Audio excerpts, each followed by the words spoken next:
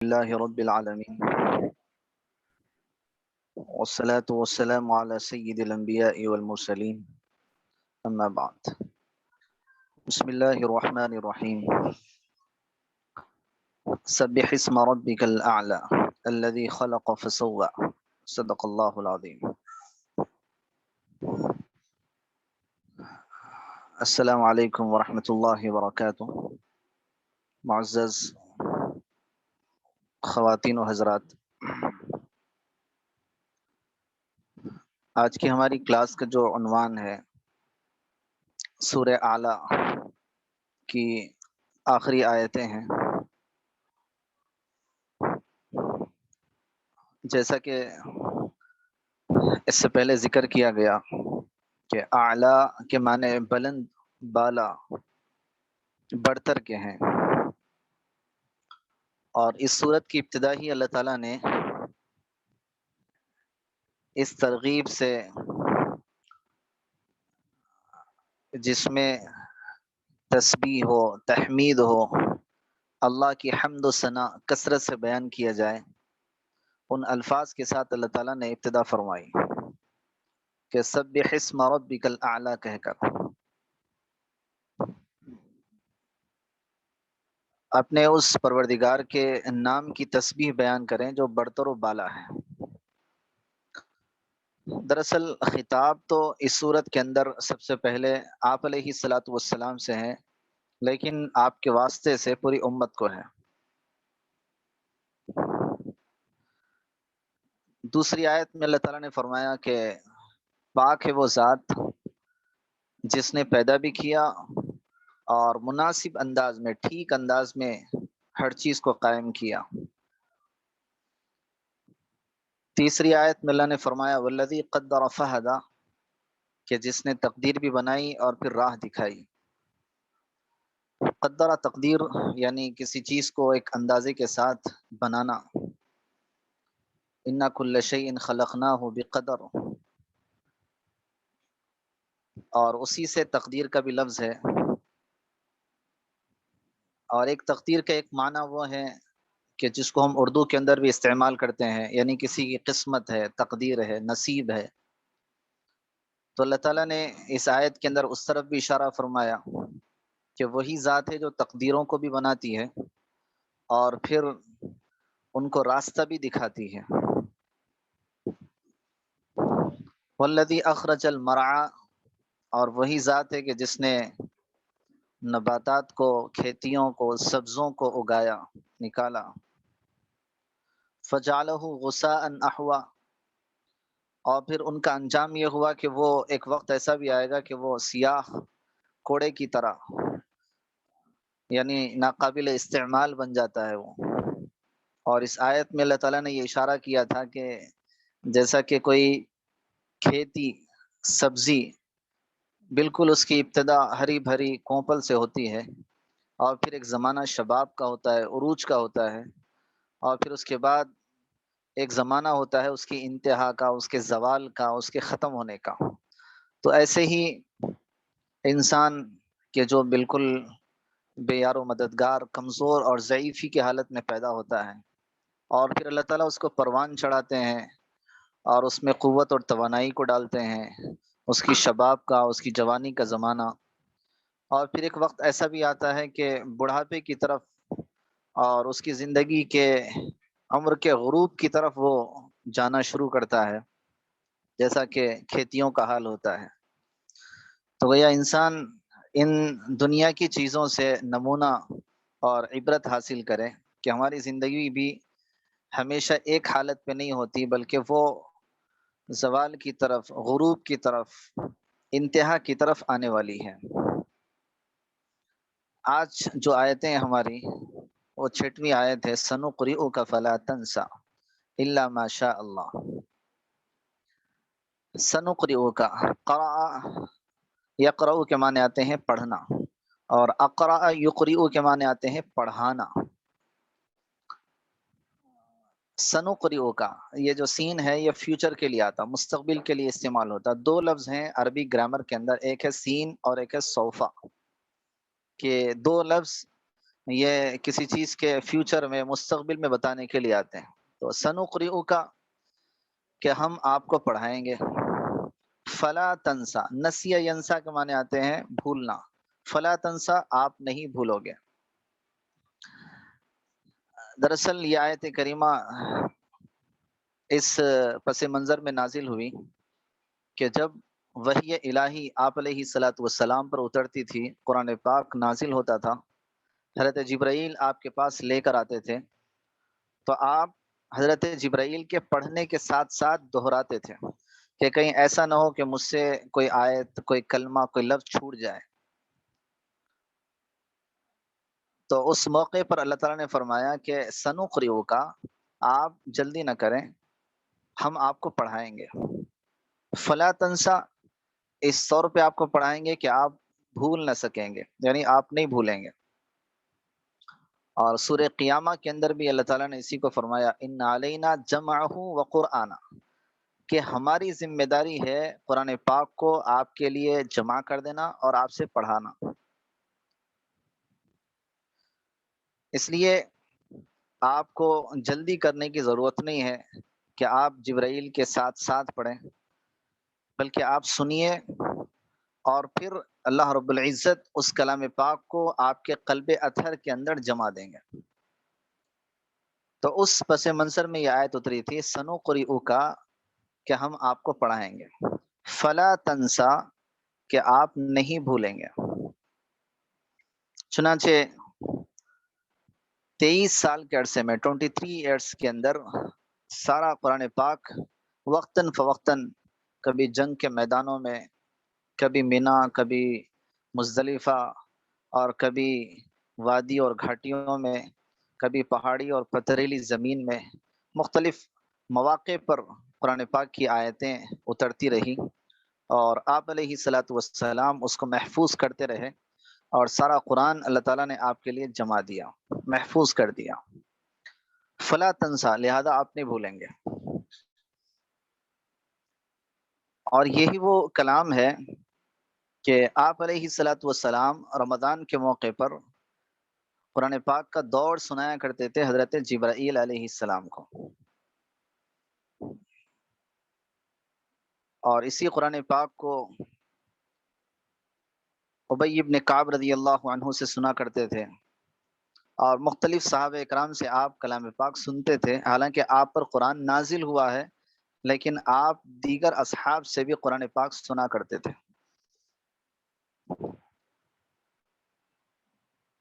اللہ تعالیٰ نے اس امت کے اندر یہ ایک سنت کے طور پر، ایک عادت کے طور پر یہ چیز جاری کر دی حضرت عمر رضی اللہ تعالیٰ عنہ کے دور خلافت سے، کہ تراویح کے موقع پر پورا قرآن سنایا جائے.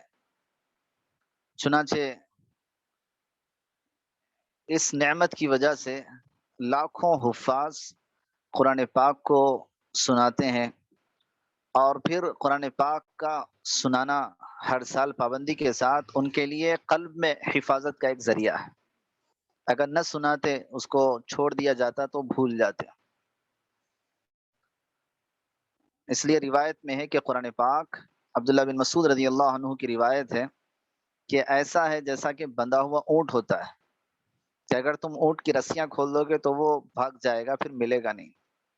ایسے ہی قرآن پاک ہے کہ اس کو پڑھتے رہو گے تو وہ محفوظ رہے گا، اور اگر اس کو پڑھنا چھوڑ دو گے تو پھر وہ آہستہ آہستہ دل دماغ سے نکل جائے گا. تو اللہ تعالیٰ نے خود آپ سے وعدہ کیا کہ ہم آپ کو پڑھائیں گے. فلا تنسا، کہ آپ نہیں بھولیں گے. الا ماشاء اللہ، مگر جو اللہ چاہے. یعنی جو اللہ تعالیٰ آپ سے بھلانا چاہیں یا اس کو کینسل کرنا چاہیں، جس کو عربی کے اندر نسخ کہتے ہیں، یعنی کسی چیز کو ختم کر دینا. جیسا کہ ایک حکم اترتا ہے اور اس کے بعد اس حکم کو پھر منسوخ کر دیا جاتا، کینسل کر دیا جاتا. جیسے اس کی ایک مثال میں آپ کو دوں کہ قرآن کریم کے اندر ایک آیت اتری تھی، وَعَلَى الَّذِينَ يُطِيقُونَهُ فِدْيَةٌ طَعَامُ مِسْكِينٍ، روزے کے سلسلے میں. کہ پہلے یہ آیت اتری تھی کہ جو لوگ واقعی روزے کی طاقت رکھتے ہیں، وہ لوگ بھی اگر فدیہ دینا چاہے فدیہ دے سکتے ہیں. جو لوگ روزہ رکھنے کی طاقت رکھتے ہیں، استطاعت رکھتے ہیں، لیکن وہ لوگ اگر روزہ چھوڑ کر فدیہ دینا چاہیں دے سکتے ہیں. یہ آیت پہلے اتری تھی، بعد میں اللہ تعالیٰ نے اس کے بعد کی آیت کے ذریعے سے اس کے حکم کو منسوخ کر دیا، حکم منسوخ ہو گیا، تلاوت باقی ہے۔ جیسا کہ اس کے بعد کی آیت ہے فمن شہد منکم الشہر فلیصم، کہ تم میں سے کسی کو بھی رمضان کا مہینہ ملے اور وہ صحت مند ہے، طاقتور ہے، تو اسے چاہیے کہ روزہ رکھے۔ تو گویا صحت مند اور طاقتور کے لیے کہ وہ فدیہ نہیں دے گا، روزہ ہی رکھنا اس کے اوپر فرض ہے۔ تو یہ جو بعد کی آیت ہے یہ پہلی آیت کے لیے ناسخ کہیں گے اس کو، یعنی کینسل کرنے والی۔ تو حکم اس کا منسوخ ہو گیا، ختم ہو گیا، لیکن تلاوت باقی ہے۔ تو اللہ ماشاء اللہ کے اندر اللہ تعالیٰ وہی اشارہ کر رہے ہیں کہ جو اللہ چاہے کسی حکم کو ختم کرنا، کسی حکم کو باقی رکھنا، کسی کو محفوظ رکھنا، کسی کو بھلا دینا، یہ اللہ جو چاہے وہ کرتے ہیں۔ انہ یعلم الجہر وما یخفی، اور اللہ تعالیٰ کی ذات وہ ہے، یعلم جانتی ہے، علم یعلم کے معنی آتے ہیں جاننا، الجہر جہر کہتے ہیں جو چیز کھلم کھلا ہو، ظاہری ہو، علانیہ ہو، اس کو جہر کہتے ہیں۔ وما، اور وہ چیزیں یخفا جو چھپی ہوئی ہیں، پوشیدہ ہیں، یعنی اللہ تعالیٰ ظاہری چیزوں کو بھی جانتے ہیں اور جو چیزیں مخفی ہے، چھپی ہوئی ہیں، اللہ تعالیٰ ان کو بھی جانتے ہیں۔ یعنی اللہ کے لیے کوئی چیز چھپی ہوئی اور مخفی نہیں ہے، یہ تو ہم بندوں کے لیے ہے کہ ہم اپنے سامنے کی چیز دیکھ سکتے ہیں، پیچھے کی چیز نہیں دیکھ سکتے۔ بعض چیزیں ہمارے لیے کھلم کھلا ہے، بعض چیزیں ہم سے پوشیدہ ہیں، لیکن اللہ کی ذات وہ ہے کہ جو عالم الغیبی والشہادہ، کہ چھپی ہوئی چیزوں کو بھی جانتی ہے، والشہادہ، اور ظاہری چیزوں کو بھی جانتی، یعنی کوئی چیز ان سے چھپی ہوئی نہیں ہے۔ ساری کائنات ان کے قبضے قدرت کے اندر ہے، ان کے علم اور احاطے کے اندر ہے، اور ان کے علم سے کوئی چیز باہر نہیں ہے، وہ ہر چیز پر بڑی قدرت رکھتے ہیں۔ تو بندوں کو اس جانب متوجہ کیا کہ ہر حال کے اندر تمہارا نظریہ اور کانسیپٹ یہ ہونا چاہیے کہ اللہ دیکھ رہا ہے، اللہ تعالیٰ کے علم کے اندر یہ چیز ہو رہی ہے، اور کوئی ایسی چیز نہیں ہے جو اللہ کے علم سے باہر ہو اور بندے اس کو انجام دے، یہ نہیں ہو سکتا۔ اگر واقعی اس آیت پہ ہم غور کریں، اگر کسی کا یہ ذہن بن جائے اور اس کا ہمیشہ کا یہ استحضار ہو کہ اللہ ہر چیز کو جانتے ہیں، ظاہری چیزوں کو بھی، چھپی ہوئی چیزوں کو بھی، تو پھر بندہ ان استحضار کی وجہ سے گناہوں سے محفوظ رہتا ہے۔ اکیلا ہو، کوئی نہ دیکھ رہا ہو، تب بھی اس کا خیال یہ ہوتا ہے کہ یعلم، ایک ذات ہے جو دیکھ رہی ہے، ایک ذات ہے جو جان رہی ہے، اس سے کوئی چیز چھپی ہوئی نہیں ہے۔ تو جس کا یہ خیال ہر موقع پر ہو، بازار کے اندر ہو یا ہے کہ تنہائی کے اندر ہو، جلوت میں ہو یا خلوتوں میں ہو، مجمع کے اندر ہو یا انڈیویجول انفرادی زندگی میں ہو، تو پھر اس آدمی کا اس استحضار کی وجہ سے اور اس خیال کی وجہ سے کہ اللہ تعالیٰ جانتے ہیں، تو پھر اس کی نافرمانی سے آدمی بچا رہے گا، محفوظ رہے گا۔ انہ یعلم الجہر وما یخفی، کہ بے شک اللہ وہ ظاہری چیزوں کو بھی جانتے ہیں، ظاہر کو بھی جانتے ہیں، وما یخفی، اور جو چیز چھپی ہوئی ہے، جو مخفی ہے، یعنی ہمارے اعتبار سے اللہ کے لیے تو کوئی چیز چھپی ہوئی نہیں ہے، سب چیزیں واضح ہیں، اللہ ان چیزوں کو بھی جانتے ہیں۔ وَنُيَسِّرُكَ لِلْيُسْرَى،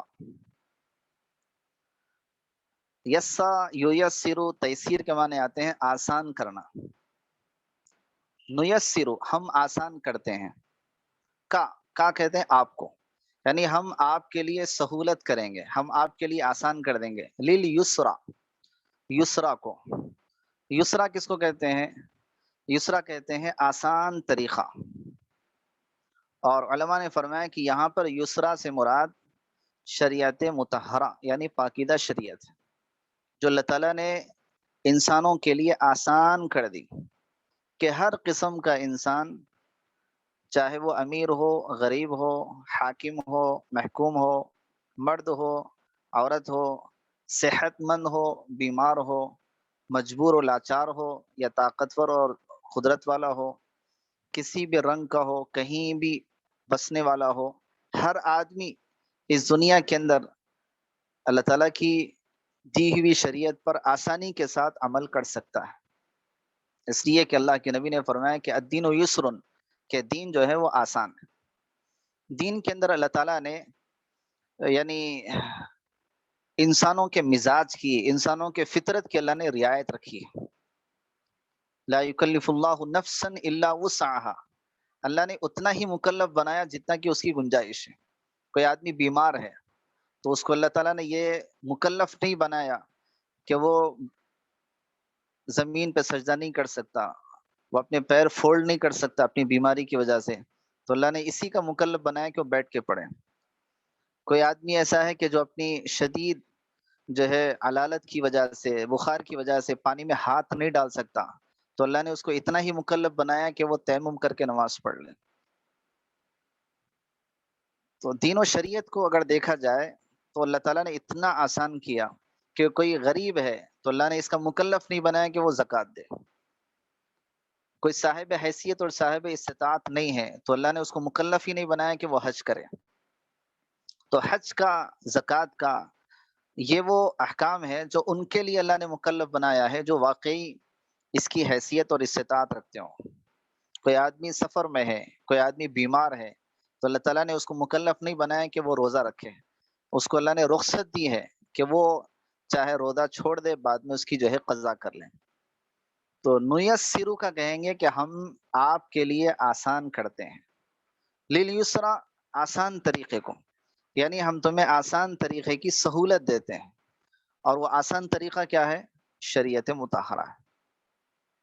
صرف یہ ہے کہ بندے اور بندیاں اللہ تعالیٰ کے دین پر اور شریعت مطہرہ پر عمل کی نیت کر لیں، اللہ تعالیٰ بے پناہ اس کو آسان کر دیتے ہیں۔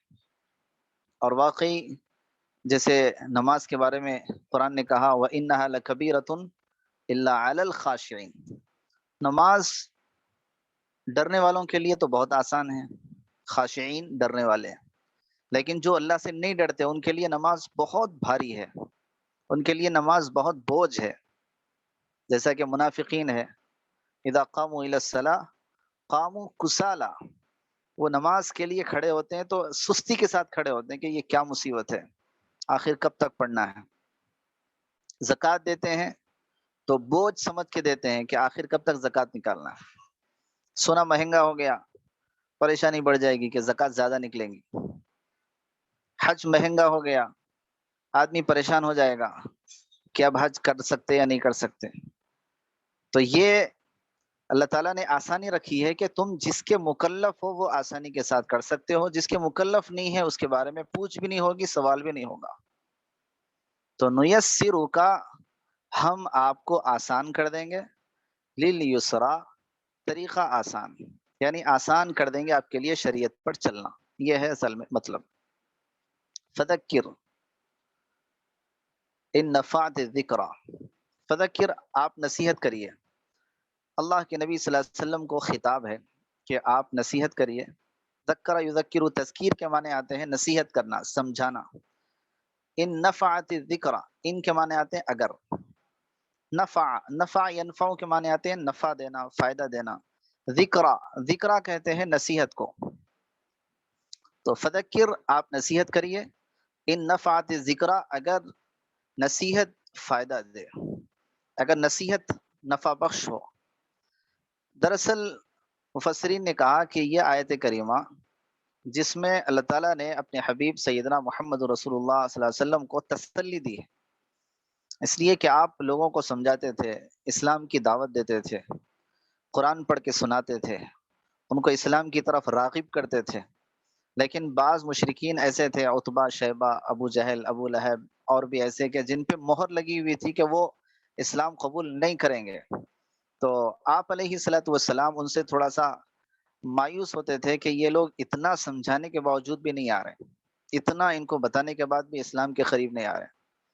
تو اللہ تعالیٰ نے اس موقع پہ فرمایا کہ آپ کا کام ہے نصیحت کرنا، کہ جن کے حق میں نصیحت نافع ہوگی، نفع بخش ہوگی، وہ قبول کرے گا، اور جن کے قلوب کے اوپر، جن کے دلوں کے اوپر مہر ہوگی، وہ سن کے بھی انجان بنے گا، وہ سن کے بھی عمل نہیں کرے گا۔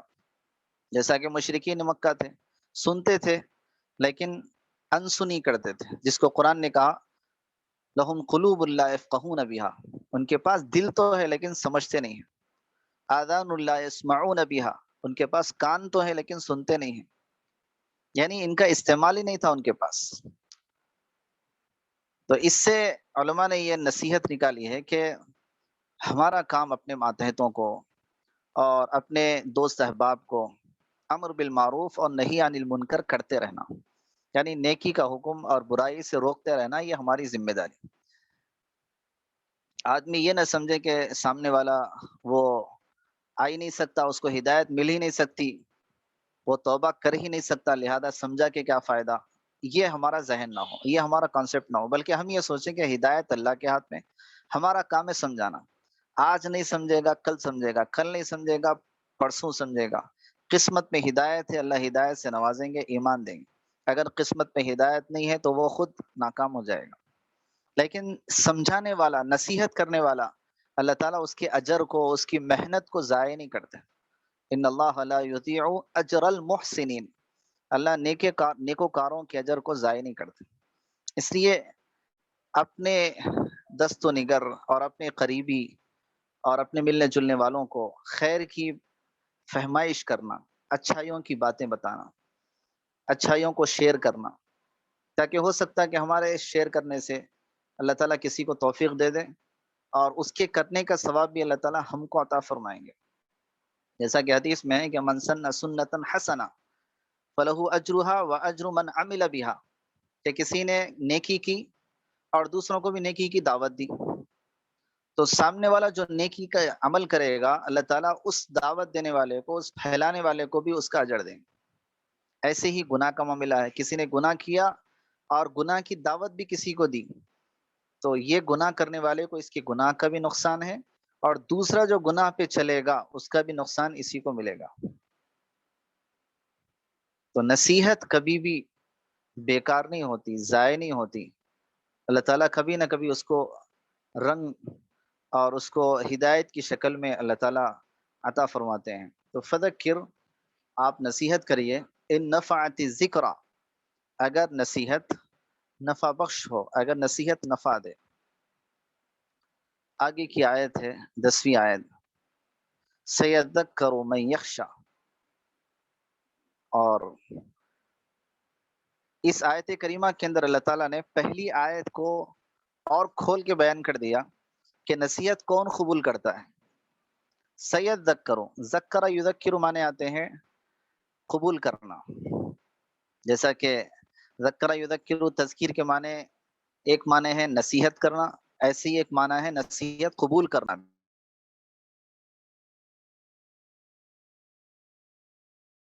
وہ جو ڈرے گا، یعنی جو شخص ڈرتا ہے وہ نصیحت کو قبول کرے گا۔ تو واقعی یعنی جس کے اندر خدا کا خوف ہو، اللہ تعالیٰ کی خشیت ہو، آخرت کی فکر ہو، اور اللہ تعالیٰ کے سامنے حساب و کتاب کا ایک ڈر ہو، تو یہ ضرور اچھائیوں کو قبول کرے گا اور یہ نصیحت کو قبول کرے گا۔ تو سیذکر من یخشی، جو شخص ڈرتا ہے وہ نصیحت قبول کرے گا۔ اور اس کا تجربہ بھی ہے کہ دنیا بھر کے اندر اگر دیکھا جائے تو جتنے خاشعین ہوتے ہیں، یعنی اللہ سے ڈرنے والے، انہی کی زندگی کے اندر سب سے زیادہ صالحیت ہوتی ہے، نیکی ہوتی ہے۔ اور جو جتنا نڈر بنتے ہیں، بے خوف ہوتے ہیں، اتنا ہی زیادہ معاصی اور گناہوں کے اندر ہوتے ہیں۔ اس لیے خشیت پیدا ہو، خشیت کے معنی آتے ہیں یعنی اللہ تعالیٰ سے ڈرنا، اور اللہ کا جو ڈر پیدا ہوتا ہے وہ ان کی عظمت اور ان کے جلال کے استحضار سے ہوتا ہے، چونکہ اللہ کا جو پورا تعارف ہے، اللہ کا پورا انٹروڈکشن ہے، وہ ہم بندوں کے سامنے نہیں ہے۔ ان کی قدرت کیا ہے، ان کی جلالت کیا ہے، ان کی عظمت کیا ہے، ان کی کبریائی کیا ہے، ان کی قدرت مطلقہ کیا ہے، وہ کائنات کے اوپر کیسے قادر ہیں، اگر بندوں کے سامنے اللہ تعالیٰ کی انٹروڈکشن اور تعارف آ جائے تو سوال ہی نہیں پیدا ہوتا کہ کسی کے اندر خشیت پیدا نہ ہو۔ اس لیے جو جتنا اللہ کو جانتا ہے وہ اتنا اللہ سے ڈرتا ہے، اور جو جتنا اللہ کو نہیں جانتا وہ اتنا ہی بے خوف ہوتا ہے۔ جیسے کہ ایک حدیث میں ہے کہ حضرت جبرائیل علیہ السلام ایک موقع پر کسی چیز کے پوچھنے میں اللہ سے قریب ہوئے، تو اللہ کے نبی صلی اللہ علیہ وسلم نے پوچھا تھا کہ یار جبرائیل سے، کیا تم نے اپنے رب کو دیکھا ہے؟ تو حضرت جبرائیل نے کہا کہ میرے اور رب کے درمیان 70 نور کے پردے تھے، اگر میں ان میں سے ایک کے بھی قریب جاتا کہ لحترقت، تو میں جل کے راکھ ہو جاتا. یعنی 70 نور کے پردے، ان میں سے اگر ایک کے بھی قریب جاتا تو میں اس تجلی کو برداشت نہیں کر سکتا، جل کے ختم ہو جاتا. یہ کون کہہ رہے ہیں؟ سید الملائکہ حضرت جبرائیل، جن کی طاقت اور قوت کا اندازہ ہم کر نہیں سکتے. تو اللہ تعالیٰ اپنی ذات کے اندر کیسے ہوں گے، ان کی قدرت کیا ہوں گی؟ تو سیذکر من یخشیٰ، کہ جو اللہ سے ڈرتا ہے وہ نصیحت قبول کرے گا. وَيَتَجَنَّبُهَا الْأَشْقَى، 11ویں آیت ہے. تجنب، تجنب تجنب تجنباً کے معنی آتے ہیں بچنا، گریز کرنا. اشقا کہتے ہیں بدبخت کو، یعنی جو بدبخت ہوتا ہے، جس کی قسمت کے اندر شقاوت ہے، جس کی قسمت کے اندر بدبختی لکھی ہوئی ہے، یتجنبها، تو وہ اس سے گریز کرتا ہے، اس سے دور رہتا ہے. یعنی اس کے اندر کوئی خشیت نہیں ہوتی، بدبختی غالب ہوتی ہے، معصیت غالب ہوتی ہے، نافرمانی زیادہ ہوتی ہے، وہ نیکی کے راستے پہ نہیں ہوتا، غلطی کے راستے پہ ہوتا ہے. اس لیے اللہ کے پاس دو چیزیں ہوتی ہیں، ایک ہے اشقا بدبخت، ایک ہے اسعد یعنی نیک بخت. جیسے کہ قرآن کریم کی ایک آیت ہے وَأَمَّا الَّذِينَ سُعِدُوا فَفِي الْجَنَّةِ، جو نیک بخت ہوتے ہیں وہ جنت میں ہوتے ہیں. وَأَمَّا الَّذِينَ شَقُوا فَفِي النَّارِ، جو بدبخت ہوتے ہیں وہ جہنم میں ہوتے ہیں. تو اشقا کہتے ہیں، یہ اس میں تفضیل کا صیغہ ہے، یعنی اس کے سپرلیٹیو معنی کہ انتہائی بدبخت. یتجنبها، یہ کیا کرتا ہے؟ نصیحت سے دور رہتا ہے، نصیحت قبول نہیں کرتا، اور اس کی قسمت میں بدبختی لکھی ہوئی ہے. نتیجہ کیا ہوگا؟ اللہ نے 12ویں آیت کے اندر اس کو ذکر فرمایا، الذی یصلی النار الکبری. سلیہ یسلا کے معنی آتے ہیں گھسنا، سلیہ یسلا کے معنی آتے ہیں داخل ہونا. النار، نار کہتے ہیں آگ، کبرا کہتے ہیں بڑی آگ. الذی یصلی النار الکبری، جو بڑی آگ کے اندر جائے گا، یعنی بڑی آگ کے اندر داخل ہو جائے گا. تو یہ جو اشقا ہے، یہ جو بدبخت ہے، یہ بڑی آگ سے مراد جہنم، یعنی اس کا جہنم کا یہ ایندھن بنے گا، اور اس کا ٹھکانہ وہ جہنم بنے گی. کیا جس کی بدبختی اور جس کی شقاوت کی وجہ سے اس نے نصیحت قبول نہیں کیا تھا، نہ نبی کی نصیحت قبول کیا، نہ بعد والوں کی قبول کیا. تو نصیحت قبول کرنے سے آدمی سعادت مند ہوتا ہے، اور اگر نصیحت کو سن کے بھی انسنی کر دے، انجان بن جائے، تو پھر اس کی قسمت اور اس کی شقاوت، وہ بدبختی غالب ہوتی ہے، جس کا نتیجہ یہ ہے کہ وہ جہنم کے حوالے ہوتا ہے. تو الذی یصلی النار الکبری، کہ جو بڑی آگ کے اندر جائے گا. 13ویں آیت ہے ثم لا يموت فیہا ولا یحیا. جہنم کی کیفیت اللہ نے بیان فرمائی ایک چھوٹی سی آیت کے اندر، کہ وہ جو آگ ہوگی وہ اس کیفیت کے ساتھ ہوگی کہ نہ اس میں مرے گا نہ جیے گا. لا یموت، نہ ہی وہ مرے گا، فیہا، اس میں یعنی جہنم میں. ولا یحیا، حیا یحیا کے معنی آتے ہیں جینا، نہ ہی وہ جیے گا. یعنی جہنم کے اندر اس کو موت نہیں آئے گی، بس تکلیفوں پہ تکلیف، اور تکلیفوں کے پہاڑ اس کے اوپر توڑے جائیں گے. ہر قسم سے آگ ہی آگ ہوگی. سرابیلہم من قطران، لباس آگ کا ہوگا، بستر آگ کا ہوگا، دیواریں آگ کی ہوگی، اور آگ کے گلے کے اندر طوق پہنائے جائیں گے، اور قسم قسم کے عذابات اس میں پیش کیے جائیں گے. چیخ و پکار ہوگی، اور اس میں بھوک اور پیاس لگے گی، اور پینے کے لیے پانی کھولتا ہوا دیا جائے گا، ماء من صدید، پیپ دیا جائے گا. اور پھر کھانے کے لیے زقوم دیا جائے گا، کانٹے دار درخت دیا جائے گا، کھا نہیں سکے گا. وہ چاہے گا کہ مر جاؤں تاکہ اسے چھٹکارا ملے. لا یموت فیہا، نہیں مرے گا. ولا یحیا، اور نہ ہی جیے گا. یعنی زندگی کے اندر نہ موت محسوس ہوگی جہنم میں، نہ ہی حیات. ایک دم کلفتوں والی زندگی ہوگی، بے چینی کی زندگی ہوگی. موت و حیات اس کی جو ہے ختم ہو جائے گی وہاں پر. تو یہ سخت ترین زندگی ہوگی کس کی؟ الذی یصلی النار، جو آگ کے اندر جائے گا، جو شقاوت اور بدبختی کا جو ہے نمونہ ہوگا. اللہ اس سے ہماری حفاظت فرمائے. ان آیتوں کے بعد اللہ تعالیٰ نے ہمیں ایک راستہ بتایا کہ پھر کرنا کیا ہے. تو ہماری کامیابی کس کے اندر ہے؟ قرآن نے فرمایا قد افلح من تزکا، کہ افلح یفلح کے معنی آتے ہیں کامیاب ہونا، اسی سے ہے مفلحون، کامیاب لوگ. من وہ شخص تزکا کہ جس نے تزکیہ کر لیا، یعنی جس نے پاکیزگی اختیار کر لی. تو قد افلح کامیاب ہو گیا، فلاح پا گیا وہ شخص تزکا جو پاکیزگی اختیار کیا. تو تزکا کے معنی مفسرین نے کہا کہ ایک تو یہ کہ زکوٰۃ دینا، اور دوسرا تزکیہ کے معنی آتے ہیں اپنے اعمال کو اور اپنے اخلاق کو سنوارنا. یعنی اعمال بھی سنور جائیں جس سے اللہ راضی ہو، اور اپنے اخلاق بھی سنور جائیں جس سے بندے راضی ہوں. اس لیے کہ دو چیزیں ہیں جس میں بندہ قیامت میں پوچھا جائے گا. ایک معاملہ ہے حقوق اللہ کا، اور ایک معاملہ ہے حقوق العباد کا. حقوق اللہ کا جو معاملہ ہے وہ حل ہوگا اعمال کے ذریعے سے، کہ اگر اس کے اعمال صحیح ہوں گے حقوق اللہ یعنی اللہ کا حق صحیح ادا کرے گا. اور دوسرا ہے اخلاق اگر صحیح ہوں گے تو پھر حقوق العباد کے اندر وہ آگے نکل جائے گا، ورنہ اخلاق اگر نہیں ہوں گے تو حقوق العباد کے اندر پھنس جائے گا. تو تزکیہ کہتے ہیں پاکیزگی اختیار کرنا. یہ ظاہری پاکیزگی نہیں ہے، یعنی کوئی ناپاکی لگ گئی اس کو دھو لیے، کوئی گندگی لگ گئی اس کو صاف کر لیے، اس سے پاکیزہ ہو گئے، یہ نہیں ہے. تزکیہ کہتے ہیں کہ دلوں کی صفائی، دلوں کے اندر دلوں کی بیماری علماء نے لکھی ہے، جیسا کہ میں نے اس سے پہلے بھی امام غزالی رحمۃ اللہ علیہ کے حوالے سے ذکر کیا تھا کہ جیسے تکبر کا نہیں ہونا، حسد کا نہیں ہونا، بغض کا نہیں ہونا، عداوت اور دشمنی کا نہیں ہونا، کسی سے کینہ نہیں ہونا، اور کسی کے سلسلے میں تجسس نہیں ہونا، اور کسی کی غیبت نہیں ہونا، اور کسی کو برا نہیں سمجھنا، اپنے کو افضل اور بڑا نہیں سمجھنا.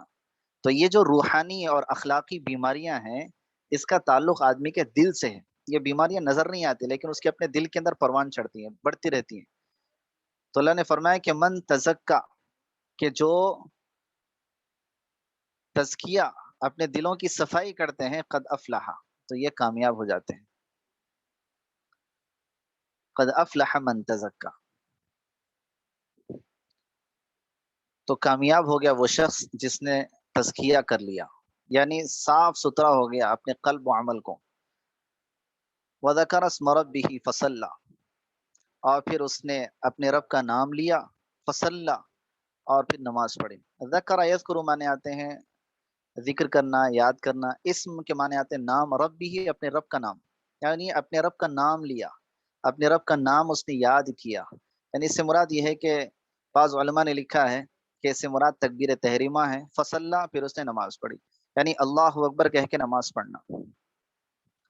ایسے ہی بعض علماء نے فرمایا کہ ذکر اسم ربہ کا مطلب یہ ہے کہ یعنی اللہ تعالیٰ کا ذکر کرنا. فصلی سے مراد یہ ہے کہ نماز پڑھنا. آپ غور کریں کہ قد افلح من تزکا کے بعد اس آیت کو اللہ نے ذکر کیا کہ جس نے اپنے قلب کو صاف ستھرا کر لیا وہ کامیاب ہو گیا، اور اس نے پھر اپنے رب کا بھی نام لیا اور نماز بھی پڑھی. یعنی تزکیہ کے بعد، اعمال اور اخلاق کے سنوارنے کے بعد نماز کے اندر بھی جان پیدا ہوگی، ذکر کے اندر بھی حلاوت اور لذت آئے گی. اگر ہمارے اپنے روحانی اعتبار سے قلبی بیماریاں اگر دل کے اندر موجود ہیں، تکبر، حسد، کینہ، بغض، عداوت، یہ ساری چیزیں، اور اس کے ساتھ اگر آدمی ذکر بھی کرتا رہے، نماز بھی پڑھتا رہے، تو وہ کیفیت نہیں بنتی جو کیفیت مطلوب ہے شریعت کے اندر، یعنی جس سے اللہ کا قرب ملتا ہے، جس سے اللہ کا تعلق ملتا ہے. اس لیے بزرگان دین، اولیاء کرام اور صالحین سب سے زیادہ، بلکہ انبیاء علیہ الصلوۃ والسلام کی اگر زندگی کو دیکھیں کہ انہوں نے جو محنت کی تھی وہ دلوں پہ محنت کی تھی. اس لیے ایک حدیث میں اللہ کے نبی نے فرمایا ان فی الجسد لمضغہ، کہ دیکھو جسم کے اندر ایک گوشت کا لوتھڑا ہے، اذا صلحت صلح الجسد کلہ، جب وہ گوشت کا لوتھڑا صحیح ہو گیا تو آدمی پورا کا پورا صحیح ہو جاتا. وَإِذَا فَسَدَتْ فَسَدَ الْجَسَدُ كُلُّهُ، اور جب وہ گوشت کا لوتھڑا خراب ہو گیا تو پورا جسم خراب ہو جاتا. آپ نے فرمایا الا وہی القلب، سنو وہ دل ہے، دل یعنی آدمی کا دل ہے جس سے سارے اعمال ریلیٹڈ ہیں، کہ اگر یہ دل صحیح ہو گیا تو گویا سارے اعمال صحیح ہیں، اور اگر دل بگڑ گیا تو پھر سارے اعمال کے اندر خرابی ہوتی ہے. تو ذکر اسم ربہ، اپنے رب کو یاد کیا، فصلی اور نماز پڑھی. 16ویں آیت ہے بل تؤثرون الحیات الدنیا. ساتھ میں یہ بھی فرمایا کہ لیکن تمہاری حالت یہ ہے کہ تم دنیا کی زندگی کو ترجیح دیتے ہو. آثر یوثر، ایثار کے معنی آتے ہیں ترجیح دینا، ایثار کرنا. الحیات الدنیا، دنیا کی زندگی. عبداللہ بن مسعود رضی اللہ عنہ جب اس آیت کریمہ کو پڑھتے تو روتے تھے، اور یہ کہتے تھے کہ واقعی ہم لوگوں نے دنیا کی زندگی کو ترجیح دے دی اور ہم آخرت کو بھلا دیے، جبکہ یہ وہ ہیں جو اللہ کے نبی صلی اللہ علیہ وسلم کے صحبت یافتہ، فیض یافتہ ہیں. وحی الہی کو اترتے ہوئے انہوں نے اپنی آنکھوں سے دیکھا، لیکن اس کے باوجود اپنی آخرت کے بارے میں ڈرتے تھے. یہ کہتے تھے کہ واقعی ہم لوگوں نے دنیا کو آگے کر لیا. اور اگر ہم اپنی ذات میں، اپنی زندگی میں دیکھیں تو ہم نے کتنے ایسے معاملات ہیں کہ جس کے اندر ہم دنیا کی زندگی کو ترجیح دیتے ہیں اور آخرت کی چیزوں کو ہم چھوڑ دیتے ہیں. آدمی یہ سوچتا ہے کہ آخرت کل ہے، کون دیکھا کل. دنیا کی زندگی آج ہے، آج جو مل گیا وہ اصل ہے. تو آج کے لیے آدمی ساری لڑائیاں لڑنے کو تیار، ساری جو ہے دشمنی مولنے کو تیار. آج کے لیے آدمی سب کچھ جو ہے حق تلفی کرنے کو تیار. آخرت کے لیے آدمی غافل ہے. تو اللہ نے فرمایا بل تؤثرون الحیات الدنیا، بلکہ تم دنیا کی زندگی کو ترجیح دیتے ہو. والآخرۃ خیر وابقی، اور آخرت یہ سب سے بہتر ہے اور زیادہ باقی رہنے والی. یعنی سب سے بہترین آخرت، اس لیے کہ ختم نہیں ہوگی، دنیا ختم ہو جائے گی، اور باقی رہنے والی بھی آخرت ہے، دنیا فنا ہو جائے گی. تو آخرت جو باقی رہنے والی ہے، اور واقعی آخرت ہی اصل ہمارا ٹھکانہ ہے. وَإِنَّ الدَّارَ الْآخِرَةَ لَهِيَ الْحَيَوَانُ، جس کو اللہ نے فرمایا کہ آخرت ہماری اصل زندگی ہے. تو اس کے لیے ہماری فکر، اس کے لیے ہماری کوشش، اور اس کے لیے ہمارا عمل ہو تو ہم واقعی کامیاب ہیں. اسی کو اللہ نے فرمایا إِنَّ هَذَا لَفِي الصُّحُفِ الْأُولَى، اور بے شک یہ پہلے لوگوں کے صحیفوں میں ہے. یعنی جو بات ابھی گزری ہے کہ جیسے کہ نفع بخش نصیحت ہو اور تزکیہ ہو، اللہ تعالیٰ کی بھلائی اور نماز کا اہتمام ہو، ذکر ہو، یہ وہ سارے مضامین ہیں، یہ وہ ٹاپکس ہے جو پہلے کے صحیفوں میں گزرے ہیں. صحیفہ اس کی جمع آتی ہے صحف، یعنی پہلے کی کتابیں. جیسا کہ 4 بڑی کتابیں اتری اور 100 صحیفے نازل ہوئے ہیں. تو جو صحیفے ہیں کتابوں کی شکل تھی، ان میں بھی یہی مضمون تھے. ان ہذا، بے شک یہ لفی الصحف الاولی، پہلوں کے صحیفوں میں ہے. صحف ابراہیم و موسیٰ، ابراہیم اور موسیٰ کے صحیفوں میں. یعنی ابراہیم علیہ السلام پر بھی صحیفے اترے، موسیٰ علیہ السلام کو بھی جو ہے صحیفے دیے گئے. یعنی کتاب تو ملی ہی تورات، اس کے ساتھ صحیفے بھی ملے ہوں.